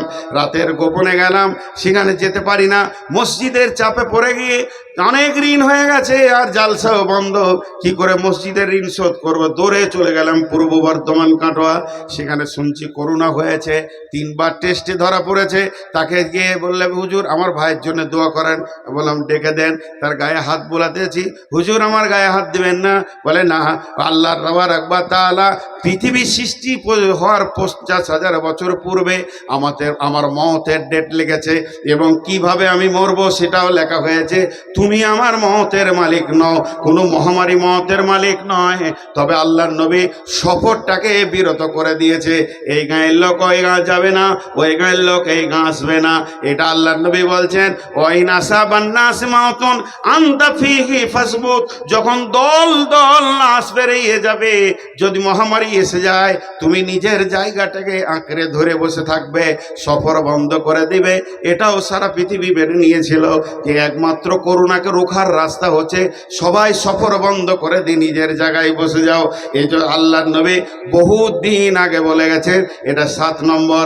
8 নম্বরে বলছেন ওয়ালা ওয়ানফিক আলা আয়ালিকা মিনাত তাওলিক। 7টা বলা হলো। 1 নম্বরে শিরক করিও না, 2 নম্বরে মা বাপকে কষ্ট দিও না, 3 নম্বরে নিজের সন্তান 3 নম্বরে খবরদার ফরজ নামাজ ছেড়ে দিও না, 4 নম্বরে মদ পান করবে না, 5 নম্বরে যে এলাকায় আল্লাহর নাফরমানি চলবে সে এলাকাকে ধ্বংস করবে, 6 নম্বরে যুদ্ধের ময়দান থেকে পালাইও না, 7 নম্বর হচ্ছে মহামারী হলে জায়গা ছেড়ে পালিয়ে যেও না। আর 8 নম্বরটা কি বললেন আল্লাহ নবী? ও আনফিক আলা আয়ালিকা মিনাত তাওলিক। এখানে মা বোনেরা রেডি থাকেন, যদি দেশি মুরগি ডিম থাকেন তো আমাকে 4টা করে দিয়ে পাঠাবেন। আমার তো বেটি আজকের জন্য আপনারা বাপ চাইছি, একটা লাইসেন্স দিব আপনাদেরকে, এত দামি লাইসেন্স দিব, খুশি হয়ে 4টা করে ডিম দেবেন সবাই, যেন 2 বছর ধরে খায়। দেখেন না, এটা তর্জমা করলে মেয়েরা খুশি হয়ে যাবে। আল্লাহ নবী বলছেন ওয়ানফিক আলা আয়ালিকা মিনাত তাওলিক, হে পুরুষের দল, তোমার অধীনস্থে যারা খায়, তোমার বাপ, ভাই, বোন, বেটি, বিবি, একমাত্র বিবি তোমার অধীনস্থে রয়েছে, তোমার যেমন ইনকাম তেমনি বিবির পেছনে খরচা করো, বখিল হয়ে যেও না। তোমার প্রতিদিনের যেমন ইনকাম, মাসে যেমন ইনকাম, ওই রকম বিবির পেছনে খরচা করবে, বখিল হয়ে যাবে না। ওই মেয়েটাকে 16, 17, 18 বছর পর্যন্ত আব্বা মা কলিজা খাইয়েছে, ভালো ভালো ফল খাইয়েছে, এত সুন্দর করে তোমার কোলে তুলে দিয়েছে, যেদিন ব্যবহারের যোগ্য হয়েছে সেদিন তোমাকে দিয়েছে। আর তুমি কত হার কিপটে মাল, এখন আঙ্গুর জানো বাজারে থোকা থোকা রয়েছে, গোটা সিজন পেরিয়ে গেল, তুমি কিনে খাওয়ালে না। এজন্য বিশ্বনবী বলছেন, ওয়ানফিক আলা আয়ালিকা মিনাত তাওলিক, তোমার যেমন ইনকাম আছে অধীনস্থদেরকে অমনি খাও। মা বোনেরা, লাইসেন্সটা নিবেন, ভালো করে আঁচলটা পাতেন, বেঁধে নিবেন। দিয়ে দিচ্ছি হাদিস থেকে। আল্লাহ রসুলের চাচার নাম ছিল আবু সুফিয়ান। আল্লাহ রসুলের চাচার নাম ছিল আবু সুফিয়ান। যে মাবিয়ার কথা বললাম ওর বাপ আবু সুফিয়ান, আর মাবিয়ার মায়ের নাম হচ্ছে হিন্দা। হিন্দা রসুলের চাচাকে কলিজাকে চাবিয়ে খেয়েছিল, পরে তৌবা করে ঈমান এনেছিল, আর আবু সুফিয়ানের সাথে বিয়ে হয়ে গেছিল। যে হিন্দা রসুলের চাচার কলিজা চাবিয়েছে, ওই হিন্দা রসুলের আরেক চাচাকে বিয়ে করে রসুলের চাচি হয়ে গেল। যখন রসুলের চাচি হলো, হিন্দা খুব উদার মেয়ে ছিল, খাওয়া দাওয়া চলাফেরা কোনো কুঞ্জুসি ছিল না। তা রসুলের যে চাচার সঙ্গে বিয়ে হয়েছিল ওইটা একটা হাড় কিপটে মাল, সে হচ্ছে আবু সুফিয়ান। হাড় কিপটে মাল, একবারে ভালো খাবার ঘরে হয় না। হিন্দা একদিন এসে আল্লাহর নবীর কাছে অভিযোগ করে দিলেন, ইয়া রাসূলুল্লাহ, আপনার চাচাকে একটু বুঝান, জীবনে গোশ কিনে না, মাংস কিনে না, ইলিশ তো দূরের কথা, পুঁটিও কিনে না, এমন ভাবে চলছে, খালি পচা মাল দিয়ে সংসার চালাচ্ছে। নবীজি বললেন, এ আমার চাচি, বোখালতি এমন একটা রোগের কোনো মেডিসিন নাই। হার কিপটে মাল না, লোকের মাল খেতে ভালোবাসে, নিজের খরচা করে মাল খাবে না। একে এমন একটা মেডিসিন দিয়ে দিব, উদার হবে, তা হবে না। এর একটা সোজা রাস্তা হচ্ছে, চাচার মাল চুরি করো আর কিনে কিনে খাও। বিশ্বনবী যখন হিন্দাকে পাওয়ারটা দিয়ে দিলে, সারা পৃথিবীর নারী পার পেয়ে গেল, স্বামীর মাল চুরি করা যায়। 4টা ডিমে হবে, স্বামীর পকেট মারা যায়, কতটা পরিমাণ যায়, ওই মাল মেরে আপনি বাপ ভাইকে দিতে পাবেন না, গোনা হয়ে যাবে। ওই মাল মেরে আপনি দান করতে পাবেন না। আঙ্গুর খেতে মন গিয়েছে, এ মাল কিনবে না, আপনি শিরিক করে একটা 500 টাকা বের করে নিয়ে 2 কেজি আঙ্গুর খেলেন, তবে ওকে দেখায়েন না, দেখলেই তো প্রশ্ন হবে। আর যদি ধরে ফেলে যে আমার পকেটে 1500 ছিল, 1000 আছে, ঘরে তো আমরা 2টো লোক, আর কেউ নাই, বিটি তো চলে গেছে শ্বশুর বাড়ি, আর বেটা তো কলেজে থাকে বাইরে, যদি আপনাকে বলে এই 500 টাকা পেছি না, তো সোজা করে বলবেন আল্লাহর কসম আমি লিনি, গুনাহ হবে না। স্বামীকে মিথ্যা কথা বলবেন খুশি করা যাবে, আল্লাহু আকবার, ওই টাকা থেকে আমাকে কিছু ভাগ দিয়েন, তাতেও লাভ হবে, গুনাহ হবে না। তো আল্লাহ রসুল বললেন, ওয়ানফিক আলা আয়ালিকা মিনাত তাওলিক। 9 নম্বরে নবীজি বলছেন, ওয়ালা তারফা'আন নাসাকাল আদাবা, ওয়ালা তারফা'আন নাসাকাল আদাবা, আদবের লাঠিটা হাতছাড়া করে দিও না। স্ত্রীকে শাসন করার জন্যে, কন্যাকে শাসন করার জন্যে, ছোট ভাইকে শাসন করার জন্যে একটা লাঠি তৈরি করে রাখবে। যে ঘরে আদবের লাঠি থাকে ওই ঘরে আল্লাহর রহমত বর্ষণ হয়।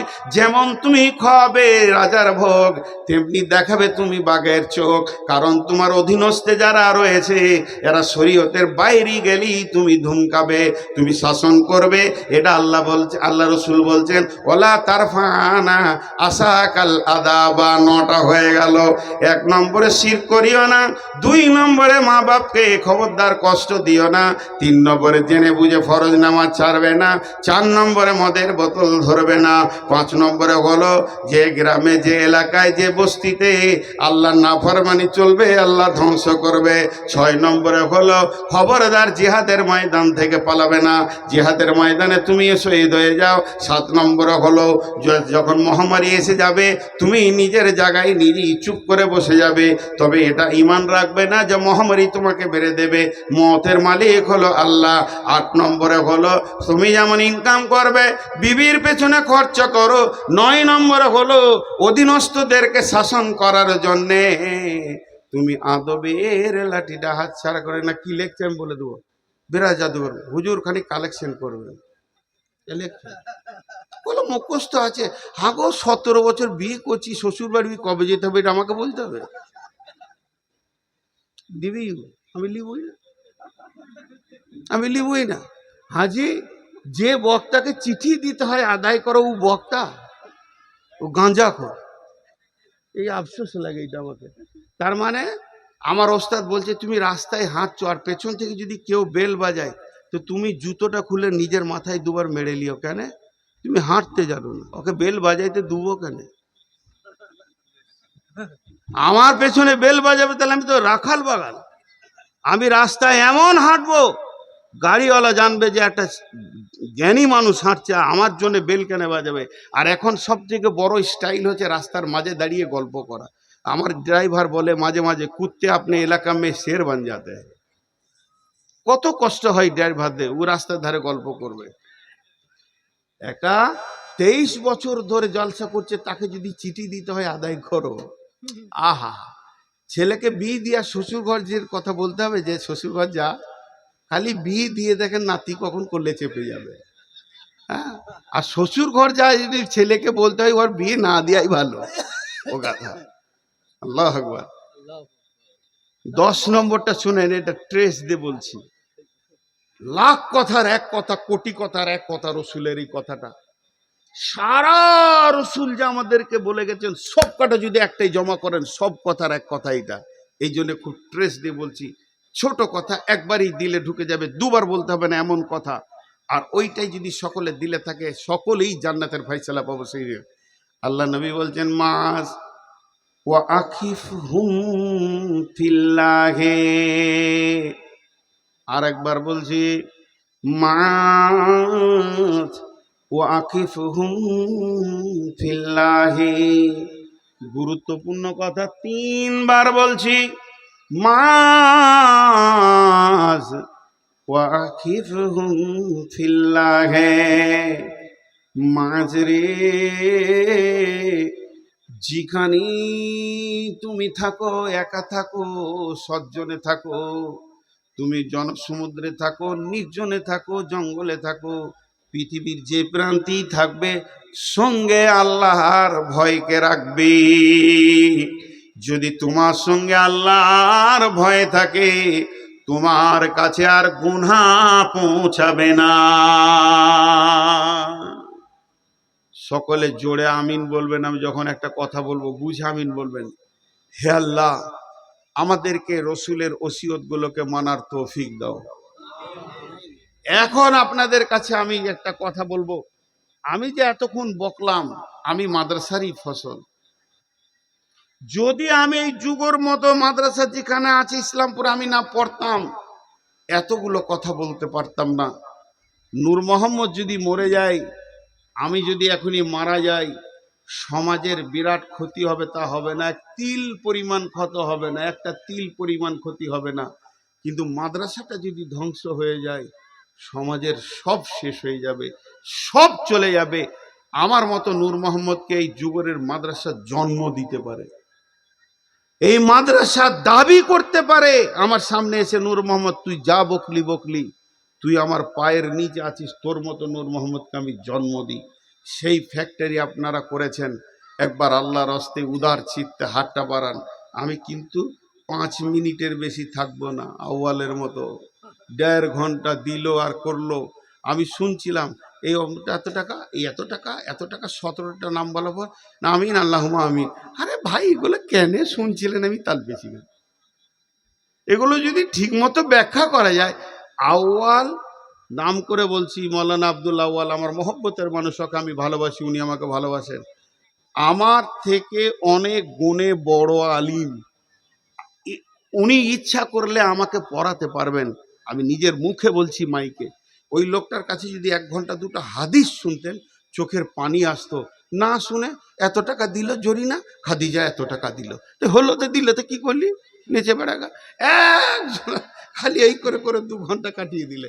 এগুলো সব না কমিটির দোষ, না বক্তার দোষ, সমাজের দোষ। ওর নাম যদি না বলা হয় তো জরিনার মন খারাপ, ঘরে গিয়ে বলবে আমার নামটা করে নেই কেন। আউয়ালের মুখে নাম শুনলে কি মানে আল্লাহ খুশি হয়ে যাবে?